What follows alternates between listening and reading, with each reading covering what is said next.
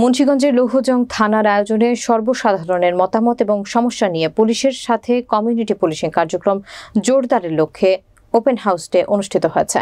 লৌহজং প্রতিনিধি শওকত হোসেনের প্রতিবেদনে থাকছে বিস্তারিত। শনিবার সকাল 11টায় থানা হলরুমে ওপেন হাউস ডে অনুষ্ঠিত হয়।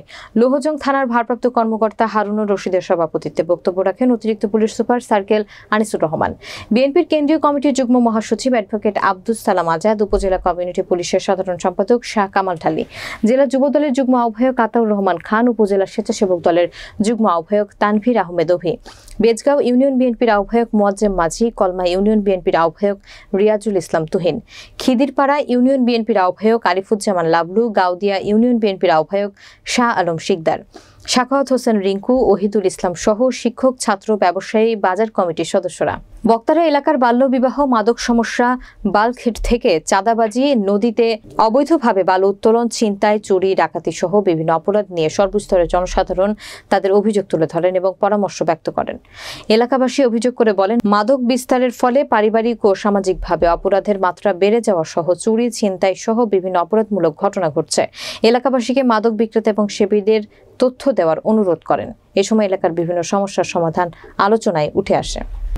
সবসময় বলা হয় যে নিষিদ্ধ জিনিস মানুষকে আকৃষ্ট করে বেশি। যারা নেশা করে তারা তো একদিনে নেশাখোর হয় নাই বা নেশাগ্রস্ত হয় নাই, একটা কৌতূহল বশত তারা নেশার মধ্যে ঢুকতে শুরু করে।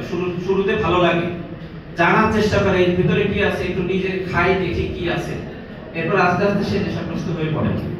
তো প্রত্যেকটা জিনিসেরই সূচনা হয় সুন্দর থেকে, কিন্তু সমাধানে গিয়ে মানুষ শেষ পর্যন্ত সুন্দরভাবে সমাধান করতে পারে না।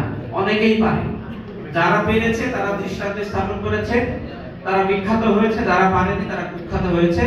ইতিহাস থেকে তারা খুব বাজেভাবে বিতাড়িত হয়েছে, তাদের আত্মসম্মান বোধ নষ্ট হয়েছে, তাদের মান সম্মান নষ্ট হয়েছে, তারা বেইজ্জতি হয়েছে।